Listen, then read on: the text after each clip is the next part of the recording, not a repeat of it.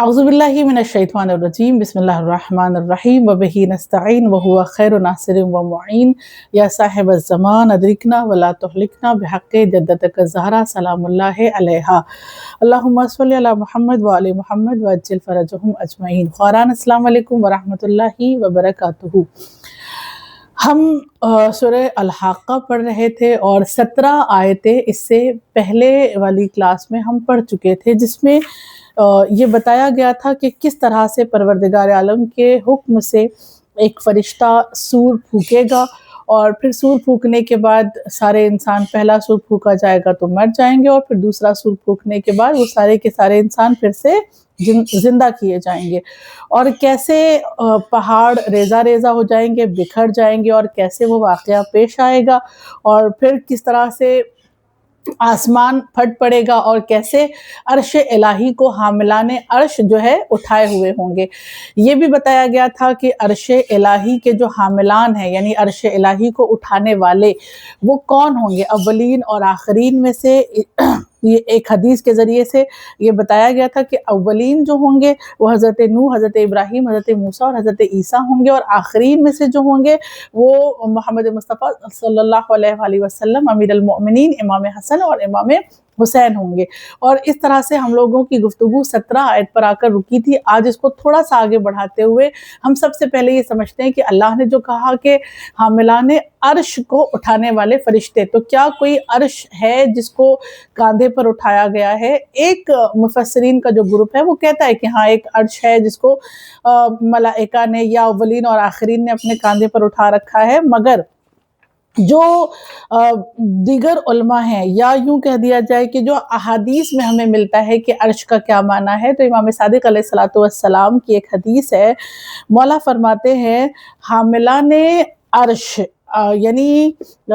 अर्श से मुराद जो अर्श है, हामिलाने अर्श यानी उठाने वाले, हामिल यानी उठाने वाले, लेकिन अर्श क्या है? तो मौला फरमाते हैं कि अर्श इल्म खुदा को कहा जाता है, यानी जो अल्लाह का एंटायर इल्म है, वो इल्म क्या कहलाता है? अर्श कहलाता है। ठीक है, तो कोई अर्श या कोई आसमान ऐसा नहीं है कि जिसको मलाइका कांधे पर उठाएंगे या इम्मा कांधे पर उठाएंगे, बल्कि अर्श से मुराद इल्म खुदा है। और इल्म खुदा का बोझ कौन उठाया हुआ है? अइम्मा अलैहिमुस्सलाम। इसीलिए मौला आगे फरमाते हैं कि अर्श खुदा यानी खुदा का इल्म, और उस इल्म को अपने सीने में उसके वज़न को उठाने वाले 8 अफराद हैं, जिनमें से 4 हम में से है, यानी 4 अंबिया में से हैं और 4 कौन है? अइम्मा में से, जिसका नाम अभी आपको बताया गया। तो ये अर्श इलाही की बात है। एक और हदीस में अमीरुल मोमिनीन अलैहिस्सलातु वस्सलाम ने फरमाया कि हामिलीन अर्श यानी अर्श खुदा को उठाने वाले उलमा दानिशमंद हैं, जिन्हें खुदा ने अपने इल्म से नवाजा है, यानी वो सारे लोग जो इल्म का बोझ उठाते हैं, इल्म को अपने सीने में बसाते हैं और फिर उस इल्म को दुनिया तक पहुंचाते हैं, वो भी क्या कहलाते हैं? हामिलाने अर्श कहलाते हैं। एक हदीस इमाम रज़ा अलैहिस्सलातु वस्सलाम की है, फरमाया कि अर्श खुदा नहीं है बल्कि उसके इल्म और कुदरत का नाम है। यानी मौला भी ये फरमाते हैं कि अर्श कोई आसमान नहीं है, ये कोई बादल नहीं है, या वो खुदा नहीं है, बल्कि अर्श इलाही का माना होता है अल्लाह का इल्म, इल्म इलाही, इल्म अल्लाह की कुदरत, अल्लाह का इल्म, अल्लाह की ताकत, ये सब क्या कहलाता है? अर्श कहलाता है। सही है, तो अर्श इलाही के हामिल कौन हुए? अर्श इलाही के हामिल अंबिया, आइम्मा, और उसके बाद जो नाम आते हैं वो उलमा और दानिश्वर के। क्लियर है? और अब हम आयत नंबर 18 पर जाएंगे। क्या फरमाया अल्लाह ने? बिस्मिल्लाहिर्रहमानिर्रहीम, यौमइज़ि तुअरज़ून ला तख़फ़ा मिनकुम ख़ाफ़िया।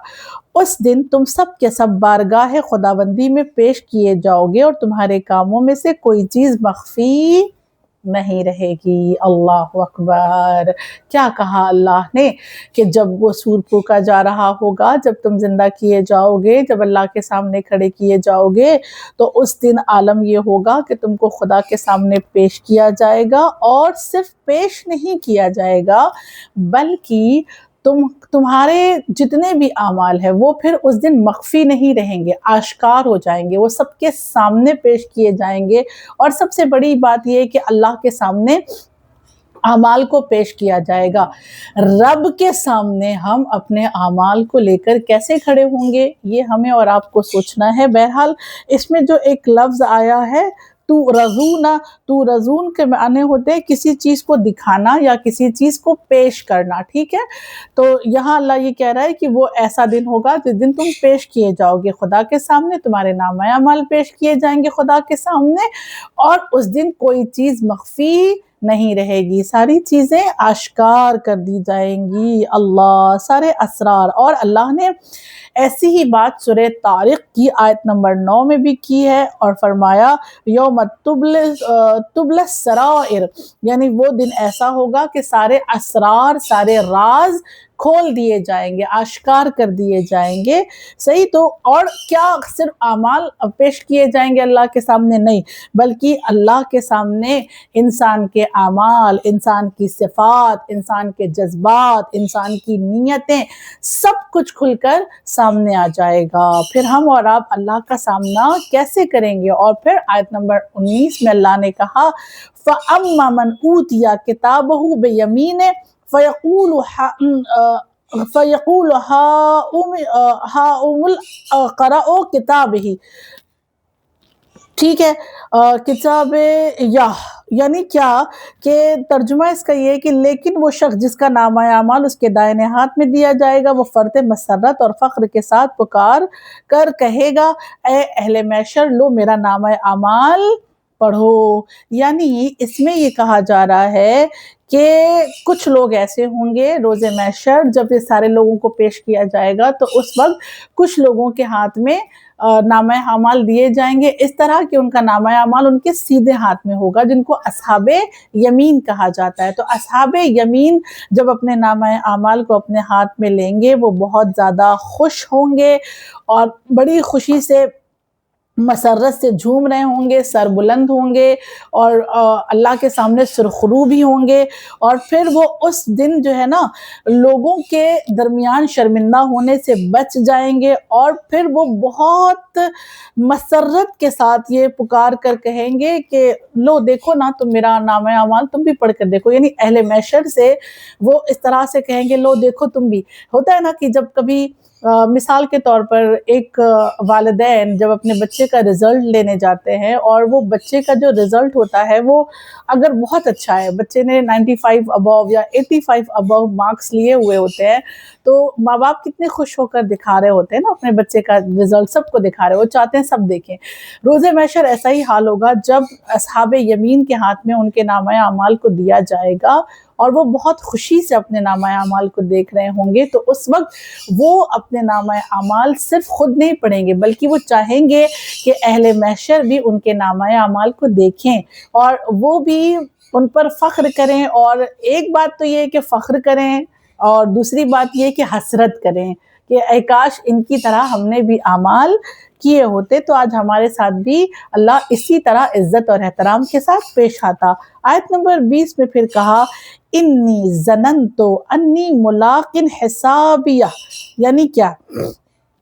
مجھے یقین تھا کہ قیامت آ کے رہے گی اور میرے اعمال کا حساب ہوگا۔ یعنی یہاں یہ بتایا جا رہا ہے کہ اصحاب یمین کو جو ان کے نامہ اعمال ان کے رائٹ ہینڈ میں دیے جا رہے ہیں اس کا ایک سب سے بڑا ریزن یہ ہوگا کہ ان کو قیامت پر یقین تھا۔ یعنی یہ آیت کیا بتا رہی ہے؟ آیت نمبر 20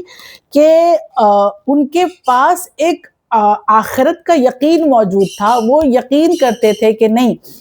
محشر ہو کر رہے گا، قیامت ہو کر رہے گی، حساب و کتاب ہو کر رہے گا، اور جب وہ یہ یقین رکھتے تھے ظاہر سی بات ہے جن کو قیامت کا یقین ہوگا وہ اس یقین کے ساتھ اپنے اعمال کو ٹھیک کریں گے۔ دیکھیں جن کے اعمال کہیں نہ کہیں خراب ہیں ان کے اندر قیامت کا یقین بھی بہت خراب سا ہے، یعنی وہ یہ سمجھتے ہیں کہ پتہ نہیں ہوگا نہیں ہوگا،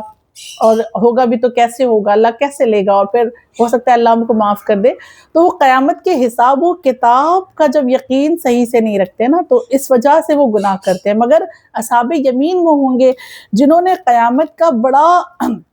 حساب رکھا ہوگا، یقین رکھا ہوگا، جس کی وجہ سے انہوں نے اپنے اعمال کو درست کیا ہوگا۔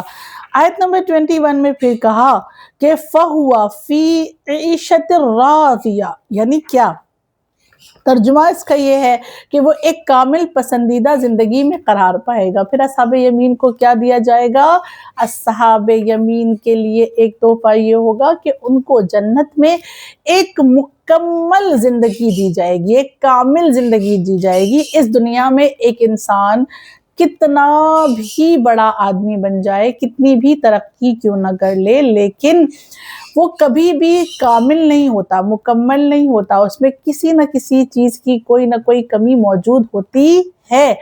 ہر انسان کے پاس کامل خوشیاں نہیں ہے، کہیں نہ کہیں کوئی نہ کوئی کمی ہے، مگر جنت ایک ایسی جگہ ہے جہاں پر بندوں کو ایک کامل نعمت دی جائے گی، جہاں ان کو کسی چیز کی کوئی کمی نہیں ہوگی۔ اور پھر وہ کامل زندگی کے ساتھ ایک چیز کیا ہوگی ان کے پاس؟ آیت نمبر 22 میں کہا فی جنت عالیہ، ایک عالی جنت، ایک بہت بلند مقام رکھنے والی جنت ان کو دی جائے گی۔ اچھا، جب اللہ نے یہ کہہ دیا کہ ان کو مکمل زندگی دی جائے گی، تو مکمل زندگی میں تو جنت آ جاتی ہے نا، لیکن پھر بھی اللہ نے جنت کو الگ سے مینشن کیا کہ نہیں،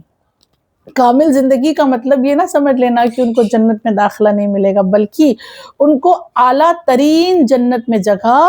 دی جائے گی۔ اور پھر آیت نمبر 23 میں کہا قطوفها دانیہ، جس کے پھل دسترس میں ہوں گے، یعنی ایسی جنت ہوگی جہاں ہر طرح کا پھل موجود ہوگا، اور وہ پھل کیسا ہوگا؟ دسترس میں، یعنی ان کی پہنچ میں، دسترس کہتے ہیں پہنچ میں۔ ہر ایک جنت والا ایسا ہوگا کہ جو جس پھل کی آرزو کرے گا اس کو وہ پھل حاضر کر کے اس کے سامنے پیش کر دیا جائے گا۔ ہم نے کئی بار ان آیات کو پڑھا ہے، اس طرح کی بہت ساری باتیں ہم پڑھ چکے ہیں پہلے بھی، کہ جنت کی نعمتوں میں سے ایک نعمت یہ ہے کہ ہر طرح کا پھل ہوگا، اور جس پھل کو کھانے کا دل چاہے گا وہ پھل انسان کے سامنے آ جائے گا، وہ ڈال لٹک جائے گی، اور انسان کو توڑنے کی بھی ضرورت نہیں پڑے گی، وہ ڈائریکٹ ڈال کے ذریعے سے نا اپنے منہ میں وہ پھل ڈال سکے گا۔ یعنی اس طرح سے وہاں پر جنت میں لوگوں کی تواضع یا یہ کہا جائے ان کی مہمان نوازی اللہ کرے گا انشاءاللہ۔ آیت نمبر 24 میں یہ کہا گیا کہ پھر ان کو جب یہ ساری فیسلٹیز دے دی جائے گی تو دینے کے بعد ان سے کہا جائے گا کلو واشربو، کھاؤ اور پیو، ہنیم بما اسلفتم فی الایام الخالیہ، یعنی اور کہا جائے گا مزے مزے سے کھاؤ اور پیو، یہ ان اعمال کا بدلہ ہے جنہیں تم نے انجام دیا ہے، یعنی ان کو یہ تمام نعمتیں دی جائیں گی، تمام فیسلٹیز دی جائے گی، اور دی جانے کے بعد یہ کہا جائے گا کہ یہ سب کچھ تمہارے لیے ہے، اس کو آرام سے کھاؤ پیو، اور یہی اب تمہاری زندگی ہے، کیونکہ وہ زندگی آخرت کی جو ہوگی جنت کی وہ ابدی ہوگی نا، وہ کبھی ختم نہیں ہونے والی ہوگی۔ اللہ کہے گا یہ جو تم نے دنیا میں نام کمایا تھا، یا دنیا میں جو تم نے نیکی کمائی تھی، یا دنیا میں جو تم نے اعمال انجام دیے تھے، اس کا آج تمہیں یہ اجر دیا جا رہا ہے۔ سبحان اللہ، پروردگار عالم اس طرح سے اصحاب یمین کے ساتھ عزت اور احترام والا جنت میں سلوک کرے گا۔ اور اصحاب یمین کون ہیں؟ اس کے لیے احادیث اس طرح سے آتی ہیں کہ ایک روایت میں یہ کہا گیا کہ اصحاب یمین حقیقت میں امیر المؤمنین اور ان کے شیعہ ہیں۔ اصحاب یمین امیر المؤمنین کو کہا گیا ہے، اور ان کے جو سچے فالورز ہیں، جو سچے شیعہ ہیں، ان کو بھی اصحاب یمین کہا جاتا ہے۔ صحیح ہے۔ اور یہاں ایک یہ بھی سوال دیا گیا ہے کہ کیا ضرورت ہے کہ اہل جنت جو ہے وہ اپنے نامہ اعمال کو لوگوں کو دکھائیں گے کہ تم بھی پڑھو، وہ خود تو پڑھ لیں گے نا۔ تو جب وہ لوگوں کو دکھا رہے ہوں گے تو اصحاب یمین کیا ایسے ہوں گے کہ ان کے نامہ اعمال میں کوئی ایک چھوٹا سا گناہ بھی نہیں ہوگا، جو اتنی خوشی سے وہ دکھا رہے ہوں گے اپنے نامہ اعمال؟ جیسا کہ بھی بتایا گیا کہ اصحاب یمین اپنے نامہ اعمال کو ہاتھ میں لے کر کیا کریں گے؟ لوگوں کے سامنے پیش کریں گے کہ تم بھی پڑھو۔ تو کیا ان کے نامہ اعمال میں چھوٹی سی بھی غلطی نہیں ہوگی، چھوٹا سا بھی گناہ نہیں ہوگا؟ ہر انسان خطا کا پتلا ہے، تو وہ کیسے اس طرح سے نا بہت غرور کے ساتھ یا فخر کے ساتھ اپنے نامہ اعمال کو پیش کریں گے؟ یہ سوال ائمہ سے کیا گیا تھا اور نبی سے کیا گیا تھا، تو نبی نے اس کا جواب یہ دیا کہ اصحاب یمین جو ہوں گے، جب ان کے نامہ اعمال کو خدا کے سامنے پیش کیا جائے گا تو اللہ وہ گناہ جو انہوں نے کیا تھا اور کسی کو نہیں معلوم ہے، صرف اللہ کو معلوم ہے اور اصحاب یمین کو معلوم ہے، تو وہ سارے گناہ پہلے اللہ ان کے نامہ اعمال میں سے اپنے کرم کے ذریعے ڈیلیٹ کر دے گا، مٹا دیا جائے گا، وہ سارے کے سارے گناہ اصحاب یمین کے نامہ اعمال سے رد کر دیے جائیں گے، مٹا دیے جائیں گے، ختم کر دیے جائیں گے، اور ان کے اعمال میں نیکیوں کے سوا کچھ باقی نہیں رہے گا۔ سبحان اللہ، یہ بھی اللہ کا ایک کرم ہے کہ چھوٹا بھی گناہ اصحاب یمین کے نامہ اعمال میں باقی اللہ نہیں رکھے گا، اسے بھی مٹا دے گا اور پھر ان کے ہاتھ میں پیش کیا جائے گا، تبھی تو وہ فخر کے ساتھ اللہ کے سامنے کھڑے ہو سکیں گے اور لوگوں کو اپنے نامہ اعمال پیش کر کے دکھا سکیں گے اور کہیں گے کہ تم بھی میرے نامہ اعمال کو پڑھو۔ سبحان اللہ۔ اور پھر اب اللہ جب اصحاب یمین کی بات کر چکا تو اللہ نے آگے کی گفتگو اصحاب شمال کے بارے میں بات کی ہے۔ اصحاب یمین یعنی وہ لوگ جن کے نامہ اعمال کو سیدھے ہاتھ میں دیا گیا، اصحاب شمال یعنی وہ لوگ جن کے نامہ اعمال ان کے لیفٹ ہینڈ میں دیے جائیں گے، ان کے بارے میں اللہ کیا کہتا ہے سنیں۔ آیت نمبر 25 میں پروردگار عالم نے فرمایا وَأَمَّا مَنْ أُوتِيَ كِتَابَهُ بِالشِّمَالِ فَيَقُولُ يَا لَيْتَنِي لَمْ أُوتَ كِتَابِيَهْ، یعنی لیکن وہ شخص جس کا نامہ اعمال اس کے بائیں ہاتھ میں دیا جائے گا وہ کہے گا اے کاش میرا نامہ اعمال مجھے ہرگز نہ دیا جاتا۔ سیم ایگزامپل، جیسے ایک والدین گئے تھے رزلٹ لینے کے لیے، اور جانے کے بعد ابھی ایگزامپل جو دیا گیا کہ انہوں نے دیکھا بہت اچھا رزلٹ ہے اور بہت اچھے مارکس ہے تو لوگوں کو دکھایا، دوسری جانب اگر کوئی ایسا وہاں پہ ماں یا باپ موجود ہے وہاں جو جن کے بچوں کا رزلٹ اچھا نہیں آیا ہے، ٹھیک ہے، کچھ مارکس کم آئے، تو وہ کیا کریں گے؟ چھپانے کی کوشش کریں گے اور ان کے دل میں ایسی بات آئے گی، ایسی گفتگو آئے گی کہ کاش یہ مجھے دیا ہی نہیں جاتا، کاش میں یہاں پہ آتے ہی نہیں لینے کے لیے نا، کہ لوگوں کے درمیان اس طرح سے شرمندگی اٹھانی پڑ رہی ہے۔ تو اصحاب شمال بھی ایسے ہی ہوں گے، جب اصحاب شمال کے نامہ اعمال کو ان کے الٹے ہاتھ میں دیا جائے گا اور ان کے گناہوں کو ان کے سامنے پیش کیا جائے گا تو وہ شرمندگی سے اپنے سر کو جھکائے ہوئے ہوں گے اور اپنے سر کو جھکا کر وہ یہ کہہ رہے ہوں گے کہ کاش آج ہمارا نامہ اعمال ہمارے ہاتھ میں دیا ہی نہیں جاتا، اور کاش ہم آج اس طرح سے لوگوں کے سامنے شرمندہ نہ ہوتے۔ ظاہر سی بات ہے نا، انسان ایک چھوٹی سی بھی خطا کرے تو اس خطا کو وہ چاہتا ہے کہ وہ لوگوں کے سامنے آشکار نہ ہو، اس پہ پردہ ڈالنے کی کوشش کر رہا ہوتا ہے، لیکن اگر کوئی ایسا نامہ اعمال پیش کیا جائے جس میں پوری زندگی کی خطا، پوری زندگی کے گناہ موجود ہوں اور وہ لوگوں کے سامنے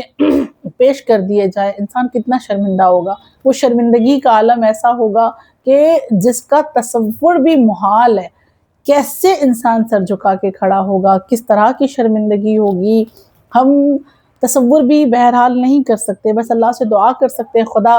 محشر کی شرمندگی سے ہمیں امان میں رکھنا، ہمارے گناہوں کی سزا ہمیں اسی دنیا میں دے دے، ہمارے نامہ اعمال کو ایسا رکھنا کہ ہم اصحاب یمین میں شمار کیے جائیں انشاءاللہ۔ اور پھر آیت نمبر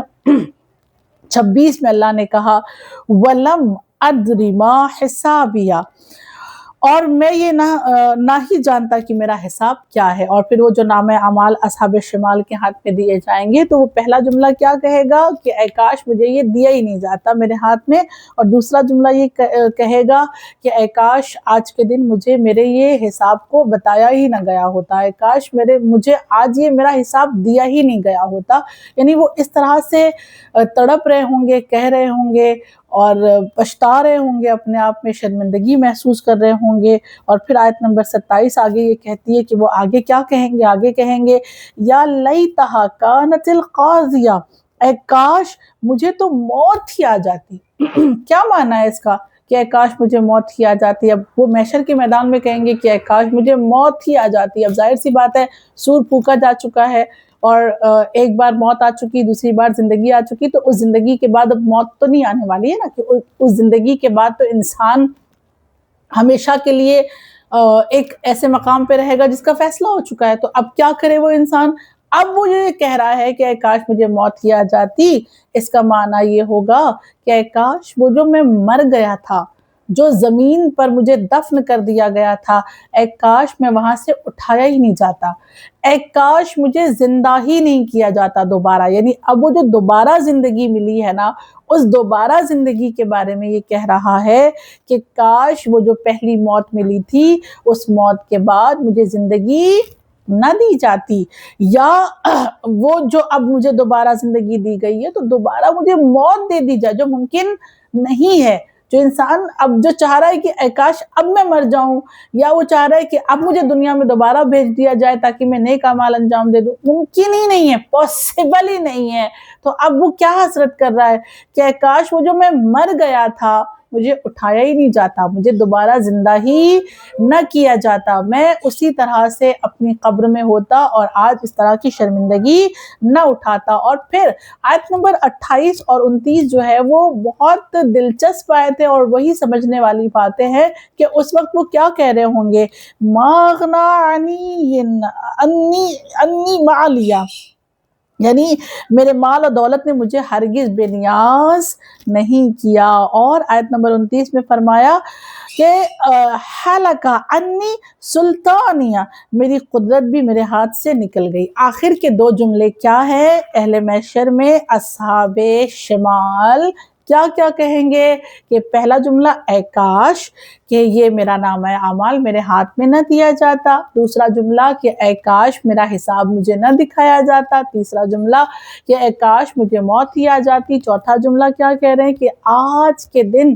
مجھے میرے مال نے بھی کوئی فائدہ نہیں پہنچایا. اور پھر چوتھا جملہ کیا ہے کہ اے کاش میں جو ہے جو سلطان بنا پھر رہا تھا، وہ جو میرے پاس دولت تھی، اے کاش میں نے اس دولت کا صحیح استعمال کیا ہوتا، تو جو میری دولت نے مجھے آج اس طرح سے لا کر کھڑا کیا ہے شرمندگی کے عالم میں، تو میں شرمندہ نہ ہوتا. اور آج میری دولت میرے کام نہیں آئی ہے. میں جو مالدار تھا، میں جو حاکم تھا، میں جو بادشاہ تھا، آج میں دیکھ رہا ہوں کہ اس جگہ پر آنے کے بعد نہ مال کام آ رہا ہے، نہ میری حکومت کام آ رہی ہے، نہ میرا سلطان ہونا، نہ میرا بادشاہ ہونا. یعنی دنیا میں انسان اپنے پاور کا، اپنے منصب کا، اپنے مال کا چاہے جیسے استعمال کر لے اور جس طرح سے بھی جینا چاہے جی لے، مگر آخرت میں نہ اس کا مال اس کا ساتھ دینے والا ہے، نہ اس کا پاور، نہ اس کی حکومت، نہ اس کے کوئی بھی کنیکشن اس کا ساتھ دینے والے. جو کچھ بھی کام آئے گا اس کے اعمال. تو وہ حسرت کر رہا ہوگا، ہاتھ مل رہا ہوگا کہ اے کاش میری دولت آج میرے کام آتی جو میرے کام آج نہیں آ رہی ہے. اسی لیے امیر المؤمنین کا ایک خوبصورت سا جملہ بھی ہے. مولا فرماتے ہیں کہ روز محشر سب سے زیادہ حسرت اور آس اور ہاتھ ملنے والا کام وہ لوگ کریں گے جو مالدار تھے، اپنے ہاتھوں سے خرچ کر کے نیکی نہیں کی، دنیا سے چلے گئے اور ان کے مال سے کسی اور نے نیکی کما لی اور محشر کے میدان میں وہ ان سے بھی آگے نکل گئے. تو وہ حسرت کر رہے ہوں گے کہ میرے مال سے، میری دولت سے یہ نیکی کر کے آگے نکل گئے اور میں اپنی دولت سے کچھ نہیں کر سکا، میری دولت میرے کام نہیں آ سکی. خیر، یہ وہ آیتیں ہیں جو ہمارے لیے عبرت ہیں، یہ وہ آیتیں ہیں جو ہمیں درس دے رہی ہیں،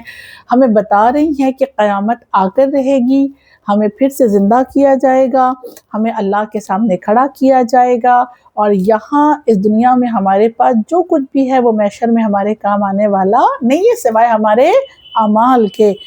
کچھ واقعات یہاں پر بتائے گئے ہیں کہ کون کون سے لوگ ایسے تھے. بہت سارے لوگ تھے، ان میں سے 2-3 لوگوں کا یہاں پہ تذکرہ کیا گیا ہے کہ وہ کون سے لوگ تھے. جنہوں نے اپنی زندگی کے آخری لمحات میں ان آیات کو پڑھا ہے اور لوگوں کے درمیان ان آیات کو پڑھ کر سنایا اور ان کو بتانا چاہا کہ جیسے آج ہم بے یاس اور حسرت اور بے امید دنیا سے جا رہے ہیں، تم اپنے مال کا صحیح استعمال کرنا، جس میں سے ایک سب سے بڑا نام خراسان میں ہارون رشید کا ہے۔ ہارون رشید شدید بیمار ہوتا ہے، بہت بڑی اس کو بیماری لگ جاتی ہے اور وہ عجیب کیفیت میں ہوتا ہے، درد میں ہوتا ہے۔ بہت سارے طبیب کو بلایا جاتا ہے کہ ہارون رشید کے لیے کچھ کیا جائے اور اس کا کچھ علاج کیا جائے۔ تو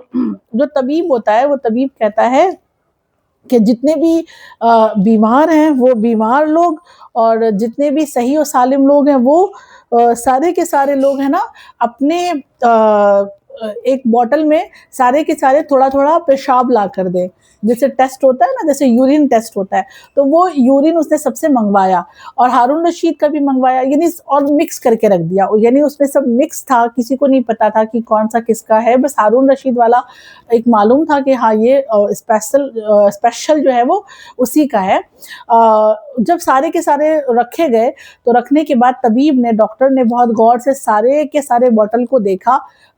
جس میں یورین بھرا ہوا تھا، تو جس میں ہارون رشید کا یورین تھا اس کو دیکھ کر ڈاکٹر یہ کہتا ہے، وہ طبیب اس دور کا یہ کہتا ہے کہ یہ جس کا بھی بوٹل ہے اس سے جا کر کہہ دو کہ وہ اپنی وصیت کر لے، اس لیے کہ اب اس کی زندگی ختم ہونے والی ہے۔ اچھا، اب لوگوں کو تو پتہ چل گیا کہ یہ کس کا ہے، گئے دوڑتے ہوئے ہارون رشید کے پاس آئے اور آنے کے بعد کہا کہ طبیب نے ایسا ایسا کہا ہے کہ آپ جو ہے اپنی وصیتیں کر لو۔ اب ہارون رشید نے یہ سننے کے بعد سب سے پہلے عربی میں ایک شعر پڑھا ہے، اور وہ شعر اس طرح ترجمہ ہے اس کا کہ طبیب اپنی دواؤں کے ذریعے سے بھی اپنا علاج نہیں کر سکتا، اگر وہ یہ قدرت رکھتا کہ وہ اپنی دواؤں سے اپنا علاج کر لے تو وہ اس بیماری سے کبھی نہ مرتا جس بیماری کا وہ علاج خود کرتا تھا۔ ایسے ہوتے ہیں نا بہت سارے ڈاکٹر جو سیم بیماری میں دنیا سے چلے جاتے ہیں جس بیماری کا وہ خود علاج کر رہے ہوتے ہیں، تو ہارون رشید نے بھی وہی کہا کہ طبیب کی دوا بھی طبیب کے کام نہیں آتی ہے جب موت کا وقت قریب آ جاتا ہے۔ اور پھر اسی میں اس پورے شہر میں، اس پورے علاقے میں خبر ملتی ہے کہ جو ہے اب یہ دنیا سے جانے والا ہے، وصیت کر رہا ہے، تو اس نے جو ہے سوچا کہ میں اس شہر سے دور چلا جاؤں، شاید میں بچ جاؤں۔ سواری کو بلایا کہ ایک سواری لے کر آؤ، ہارون رشید نے کہا کہ میرے لیے ایک سواری لے کر آؤ، میں سواری پہ بیٹھ کے کہیں اور چلا جاتا ہوں تاکہ شاید ہو سکتا ہے میں بچ جاؤں دوسرے شہر میں جا کر۔ بہرحال وہ سواری پہ بیٹھا، جب سواری پہ بیٹھا تو سواری کا زانو جو ہے نا، یہ جو اس کا ہاتھ جو ہوتا ہے، آگے والے جو پیر ہوتے ہیں وہ بھی کمزور ہو گیا، وہ بیٹھ گیا۔ اب ہارون رشید نے سمجھ لیا کہ اب اس دنیا میں مجھے نہیں رہنا ہے اور مجھے چلے ہی جانا ہے۔ جب اس کو یہ ریئلائز ہو گیا کہ میں یہاں سے چلا جاؤں گا تو اس نے اپنا کفن منگوایا، اور کفن منگوانے کے بعد اس نے پسند بھی کیے کپڑے کہ یہ کفن میں مجھے، اس کپڑے میں، اس مٹیریل میں مجھے دفن کرنا، اپنی قبر بھی اس نے تیار کروائی، اور پھر اس نے دنیا سے جاتے جاتے انہی آیات کو پڑھا، آیت نمبر 28 اور آیت نمبر 29 سورہ الحاقہ کی، اور وہ پڑھ کر کہتا ہے ما اغنى عني مالیہ ہلک عنی سلطانیہ، یعنی آج کے دن نہ میرا مال مجھے غنی کر پایا اور نہ میری حکومت مجھے بچا سکی۔ دوسری جو شیخ بہائی علیہ الرحمٰن نے لکھی روایت کہ ایک شخص جو تھا وہ توبہ نام کا انسان تھا، اور وہ ہمیشہ اپنے نفس کا محاسبہ کرتا تھا، وہ اکاؤنٹیبلٹی کرتا رہتا تھا، ہمیشہ اپنے آپ کو جو ہے نا وہ دیکھتا تھا کہ میں سیلف اکاؤنٹیبلٹی جو ہے نا بہت ضروری ہوتی ہے، تو وہ ہمیشہ کرتا رہتا تھا۔ ایک دن وہ بیٹھے ہوئے دیکھتا ہے کہ میری عمر کتنی ہے، اس نے اپنی پوری عمر گنی، اور گننے کے بعد اس کو پتا چلا کہ میری زندگی کے ٹوٹل دن ہوتے ہیں 21,500۔ 21,500 جب اس نے ٹوٹل زندگی کے دن دیکھے، اور اس کے بعد اس نے یہ احساس کیا کہ اگر میری عمر 21,500 کے دن کی ہے، تو اگر میں نے پوری زندگی میں روزانہ ایک گناہ بھی کیا ہے تو ٹوٹل میرے گناہ ہوتے ہیں 21,500۔ اور پھر اس نے یہ سوچا کہ اگر میری زندگی میں 21,500 گناہ ہیں تو میں اپنے اس گناہ کے ذریعے اللہ کا سامنا کیسے کروں گا۔ اور پھر اس نے بھی آیت نمبر 28 اور 29 کو پڑھا، ایک چیخ ماری اور چیخ مار کر وہیں پر گر کے بے ہوش ہو کر اور دنیا سے چلا جاتا ہے۔ اور پھر اس کے بعد جو بہت ہی زیادہ مشہور ایک عالم گزرا ہے، یا یوں کہہ دیا جائے بہت بڑا حاکم گزرا ہے، بہت مالدار انسان گزرا ہے، وہ اسد الدولہ، آپ لوگوں نے نام سنا ہوگا۔ اس کی بھی جب موت کا وقت آیا تو اس نے بھی ان آیات کو پڑھا، اور آیات کو پڑھنے کے بعد اس نے کہا ما اغنا انی مالیہ ہلک عنی سلطانیہ، یعنی آج کا وہ دن ہے کہ جب نہ میرا مال میرے کام آیا ہے اور نہ میری حکومت، میری حاکمیت، سب کچھ ختم ہو گئی اور کچھ بھی میرے کام نہیں آیا۔ اللہ سے دعا کریں پروردگار عالم ہمارا جو مال تو نے ہمیں عطا کیا ہے، ہم اس مال کا صحیح استعمال کر سکیں اور اپنے مال کو آخرت کے خزانے جمع کرنے میں لگا سکیں، اپنی دنیا اور آخرت کو سنوار سکیں، اور قیامت کے دن پروردگار عالم ہمیں اصحاب یمین میں انشاءاللہ شمار کرے۔ وآخر دعوانا ان الحمدللہ رب العالمین۔ سورہ فاتحہ۔ بسم اللہ الرحمن الرحیم۔ الحمدللہ رب العالمین الرحمن الرحیم مالک یوم الدین، ایاک نعبد و ایاک نستعین، اہدنا الصراط المستقیم صراط الذین انعمت علیہم غیر المغضوب علیہم ولا الضالین۔ بسم اللہ الرحمن الرحیم۔ قل هو اللہ احد اللہ الصمد لم یلد ولم یولد ولم یکن لہ کفوا احد۔ بسم اللہ الرحمن الرحیم۔ قل هو اللہ احد اللہ الصمد لم یلد ولم یولد ولم یکن لہ کفوا احد۔ ان اللہ وملائکتہ یصلون علی النبی یا ایھا الذین آمنوا صلوا علیہ وسلموا تسلیما۔ اللہم صل علی محمد وآل محمد وعجل فرجہم اجمعین۔ سورہ فاتحہ، سورہ اخلاص، درس قرآن مجید کا نذرانہ چہردہ معصومین، بارہ امام پنجتن پاک شہیدان کربلا، سیران کربلا و یتیمان کربلا کی بارگاہ اقدس میں ہدیہ کرتے ہیں۔ اس کے طفیل میں جو بھی ثواب ہو جملہ مرحوم مؤمنین والمؤمنات، تمام علماء، تمام شہداء، تمام مجتہدین، اور خصوصاً جو لوگ ہمیں سنتے ہیں اور جن کی جانب سے کلاس آرگنائز کی جاتی ہے، ان کے تمام مرحومین کی ارواح کو بخشتے ہیں۔ خداوند کریم مرحومین کی گناہ کبیرہ و صغیرہ کو معاف فرما، مرحومین کی مغفرت فرما، مرحومین کے درجات کو بلند فرما، مرحومین کو جوار حسین میں جگہ عنایت فرما۔ پروردگار عالم تجھے تیرے قرآن کے ایک ایک لفظ کا واسطہ دیتے ہیں۔ دنیا میں دشمن اسلام بڑھتے چلے جا رہے ہیں، معبود دشمنان اسلام کو نیست و نابود فرما، مسلمانوں کی حفاظت فرما، تمام مسلمانوں کو اپنے حفظ و امان میں رکھنا، ظہور امام زمان میں تعجیل فرما، ہمیں ان کے اعوان و انصار میں شمار فرما۔ وآخر الدعوانا ان الحمدللہ رب العالمین۔